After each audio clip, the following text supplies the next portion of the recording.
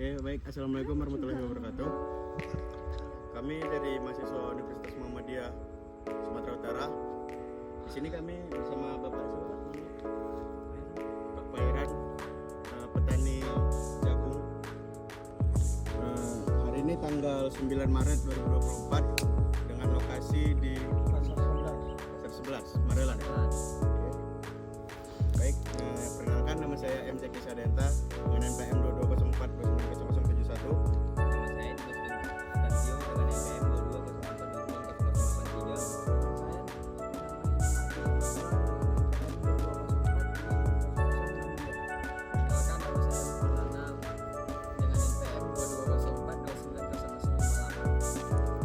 Baik, pertanyaan pertama dari Imam.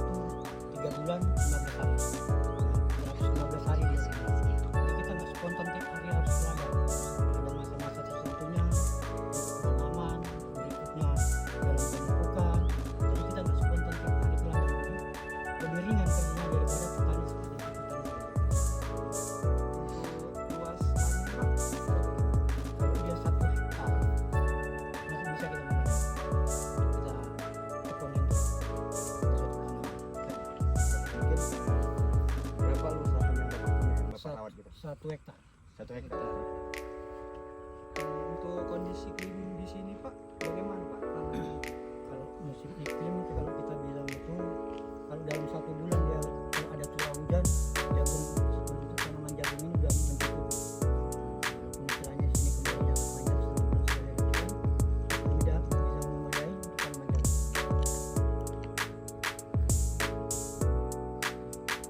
Terus apakah di daerah sini udah ada kelompok tani?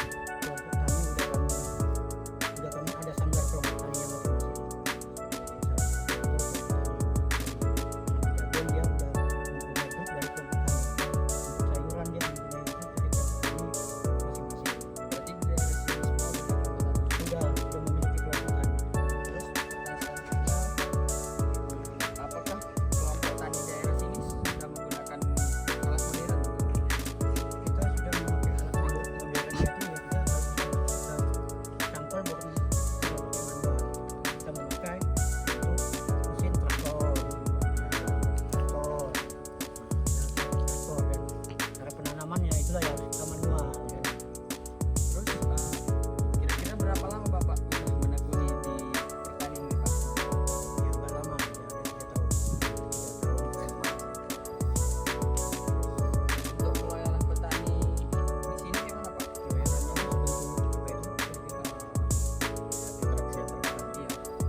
Ya bagus-bagus saja, bagus-bagus saja. Saling-saling ya, saling bersaing. Karena petani hidupnya harus satu, kan itu harus mengikuti kan itu. Jadi harus satu kalau kelompok tani. Nah, terus hasil panen pada bulan lalu itu gimana Pak? Apakah naik? Yang artinya kalaupun dia turun kalau membandingkan dan kalau jagung ini yang termasuk kita menjadikan rekornya itu sampai 3 ton ataupun 6 ton minim-minim di atas turunnya itu dia 5 ton per hektarnya.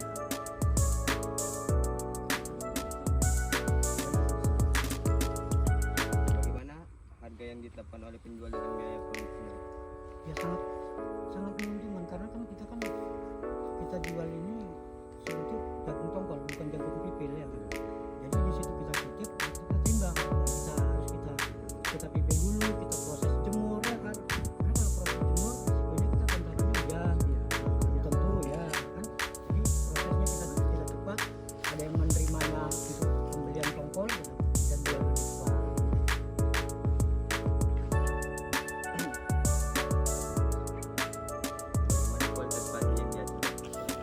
kualitas jagung yang biasa.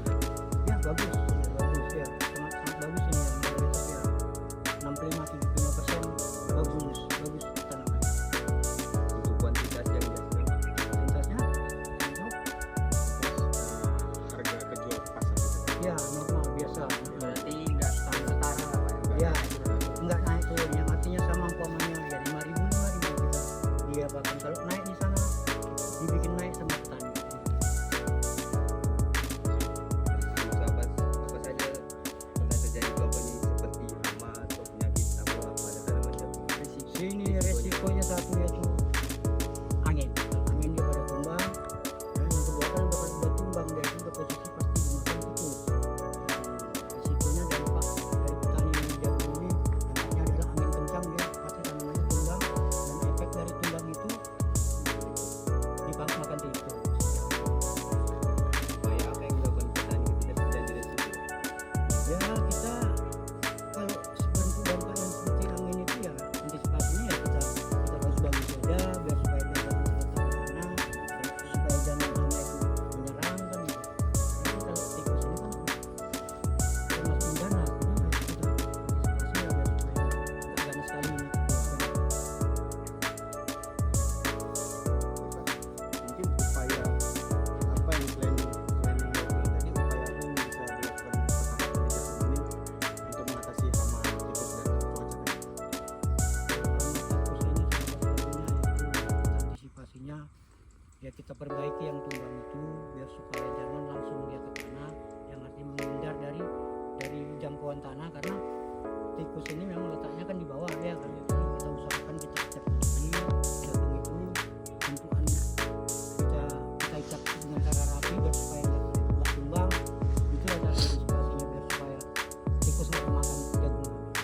Tegakkan lagi. Iya dibalikan ya semula. Jadi kan memang ada sebagian itu ya memang dari situ ya. Strategi apa lah atau apa yang Bapak lakukan apabila itu terjadi pada lahan Bapak ini sudah dimakan tikus dia? Kita pasrah aja lah, kalau nggak ada antisipasinya lagi kalau sudah racun dan bisa kita racun, sama sama ulat masih kita racun. Tapi kalau tikus itu nggak bisa karena memang liar ya kan, dia liar banyak. Jadi sewaktu menyerang kan kita ya nggak bisa apa tikus samanya gitu. Cuman kalau memang dia itu dampaknya tumbang ya, tumbang ya, tikus. Bisa nih Pak, ini udah terjadi nih, udah kena hama tadi sama tikus tadi. Untuk upaya apa yang Bapak lakukan apabila hal yang tidak diinginkan tersebut terjadi untuk membangun usaha ini kembali? Ya kita rintis lagi mulai dari awal, karena memang dalam satu putaran ini kita telah menghasilkan karena kendala dari angin, jadi angin bisa tumbang dari tumbang karena menggunakan hama ya menunggu tahap berikutnya. Kalau itu memang dari risiko ya kan, menunggu tahap berikutnya dan mudah-mudahan aja ini nggak apa-apa ya kan. Itu tantangannya. Untuk modal nih Pak, Bapak mendapatkan modal untuk mengolah lahan terkait ini, apakah biaya berkat Bapak sendiri atau dari koperasi-koperasi atau dari kelompok tani gitu? Dia ada dari kelompok, kita melakukan pemotongan dari kelompok itu dananya setelah penghasilan ada kan gitu. Kalau dari kelompok, kalau memang dari kita pribadi kita dapat sendiri kan gitu. Kalau ketika memang kita ada di kelompok kita diusahain sama tani. Jadi sebagian juga ada yang usahain sendiri, nah masing-masing itu juga. Kalau kita bernaung sama kelompok kita diusahain sama kelompok. Kalau nggak bernaung ya kita masih jadi kita bernaung juga sama kelompok, cuma kita mau berdikari sendiri untuk memakai modal kita sendiri mungkin lebih baik ya. Nah, kan tadi Bapak bilang ada kelompok tani di daerah sini.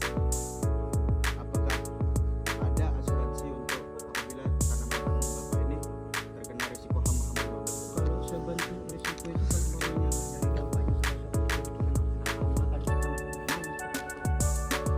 kelompok akan mengganti walaupun caranya istilahnya kita membayar dengan cara mencicil kita diganti kan gitu ya kan.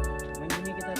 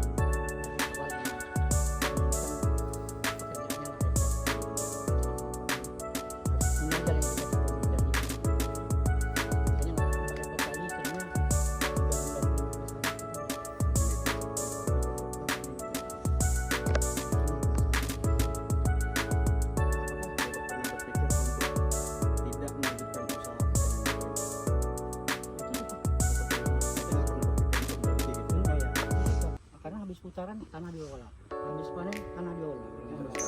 Ini itu nggak pernah putus ya nggak? Habis nanti panen tanah diolah. Dalam nanti panen nanti 1 minggu itu udah di traktor pakai mesin